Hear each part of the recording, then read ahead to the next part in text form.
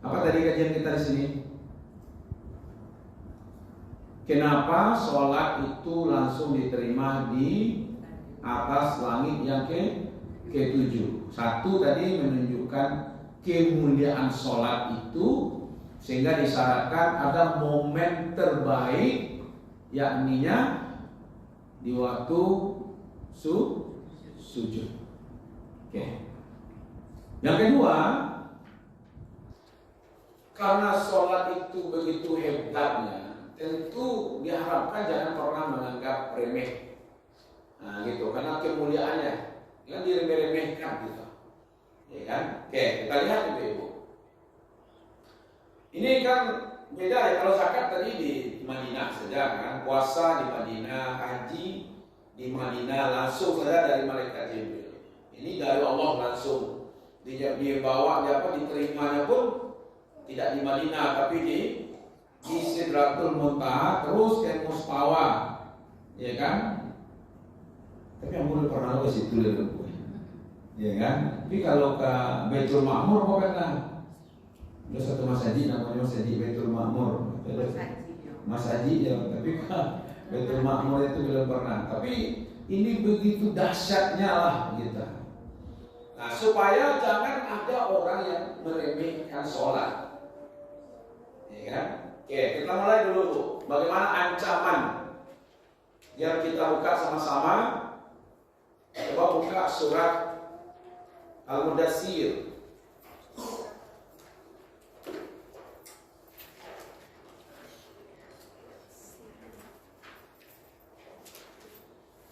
Al-Mudaththir surat berapa?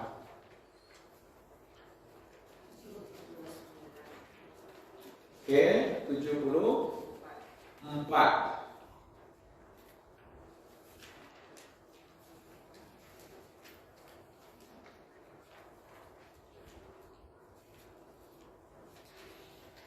Oke, mulai dari ayat 40. Kita lihat dialognya seperti apa.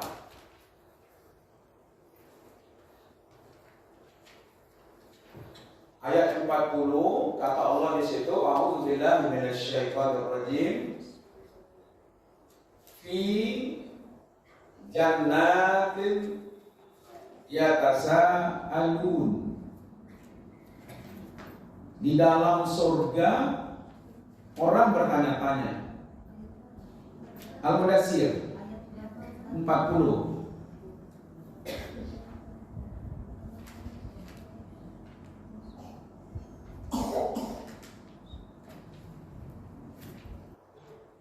Fi jannatin yatasaalun.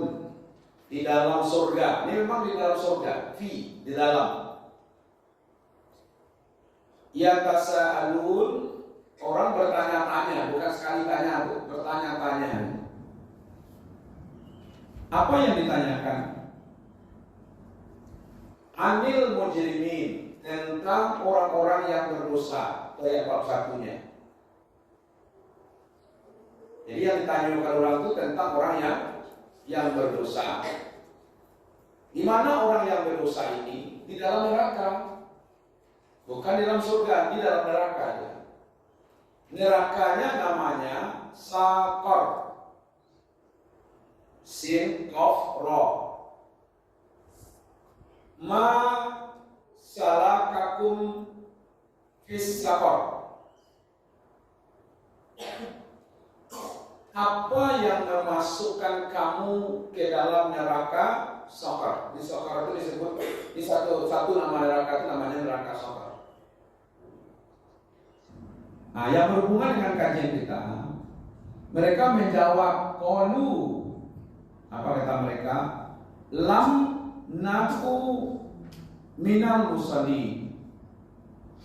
Lalu mereka menjawab, ya, mengatakan kami tidak termasuk orang yang mengerjakan sholat.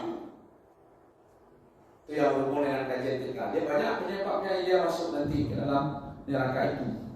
Jadi dia termasuk orang yang tidak sholat. Jadi kita paham Ibu, begitu hebatnya sholat itu sehingga orang yang tidak mengerjakan sholat itu ada klaster khusus untuk dia nanti dalam neraka. Namanya neraka sakar.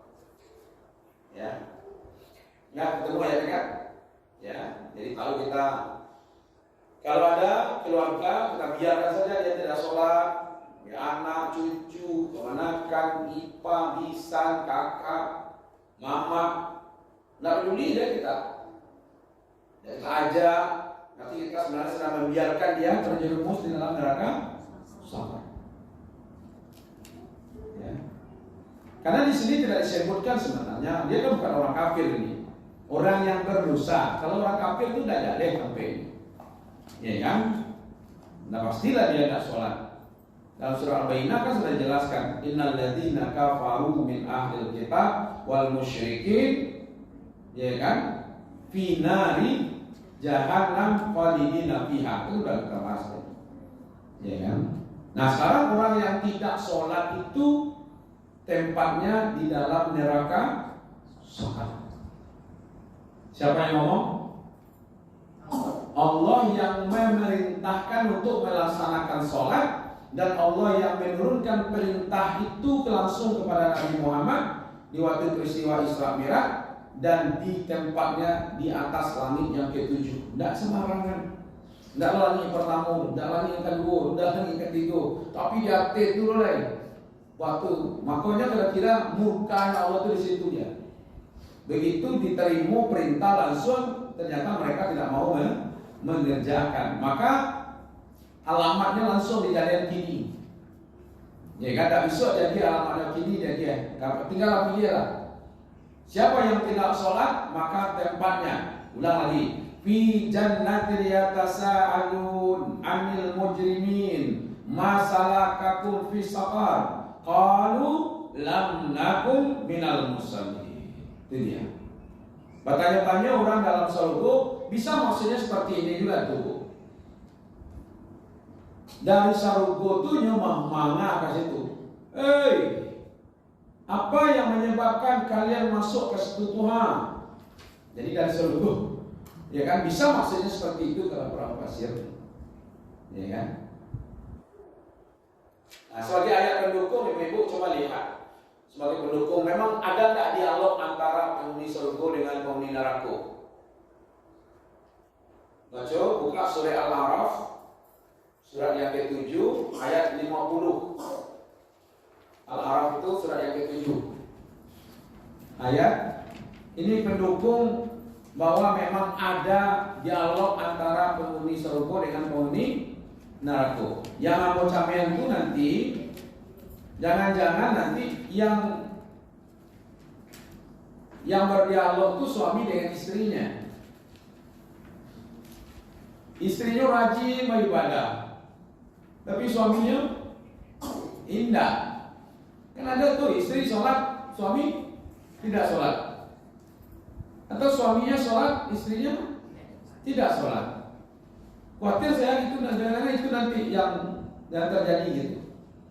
Ketika suami istri sholat, anaknya dibiarkan tidak sholat. Jangan-jangan nanti dialog ini antara ibu bapak dengan anaknya. Jangan-jangan nanti dialog itu antara kakak dengan adiknya. Jangan-jangan dialog itu nanti antara mama dengan keponakannya. Jangan-jangan dialog itu nanti antara kakek dengan cucunya. Ya kan? Dari semua ya kan? Al-A'raf ayat 50. Oke, apa kata ayat Allah di situ? Wa nada ashabun nari ashabal jannah. Nada itu menyeru. Ya, menyeru. Jadi penghuni neraka itu menyeru kepada penghuni surga. Wahai penghuni surga. Ada nama jawab apa nama itu? Dari jauh-jauh. Mana enggak? Dua sembilan. Yang nanya dari jauh. Oi. Apa yang dia di situ? An afidu alaina minal ma au mimma razaqakumullah. Agilah kami agilah kami apa yang direzekikan oleh Allah di dalam surga itu. Lalu penghuni surga menjawab, apa kalimatnya? Qalu innallaha harramahuma alal kafir. Kata penghuni surga, Allah mengharamkan kedua-duanya. Nya minta ayah diawi, nya minta rasaki-rasaki yang diberikan. Tabayang dia basuh dalam surga itu rezeki-rezeki kan? Nanti yang diminta, ya kan? Nah itu ada dialog antara penghuni neraka dengan penghuni surga. Itu juga nanti pemahaman fi jannati yatasaalun 'anil mujrimin. Bertanya-tanya orang dalam surga tentang orang yang berdosa, masalah kakum fis saqar, apa yang menyebabkan kamu masuk ke dalam neraka saqar? Berarti bisa saja dalam surga jawabannya. Mungkin nampak dia di situ, Bu, saudara-saudaranya, kakaknya, adiknya, ipanya, mamanya nampak di situ. Apa yang menyebabkan kalian masuk ke situ? Lalu orang neraka menjawab, qalu lam naku minal musallin. Kami dulu tidak termasuk orang yang salat. Clear ya? Itu makanya kalau begitu dahsyatnya perintah salat itu diterima, akibat meninggalkannya langsung dibuatkan kaplingnya. Di mana kaplingnya? Di dalam neraka surga. Kalau orang kafir tidak usah dibahas, itu dah jaleh. Mereka itu lah tampilnya neraka tanpa hisab. Tidak ada nanti masuk neraka itu tanpa hisab.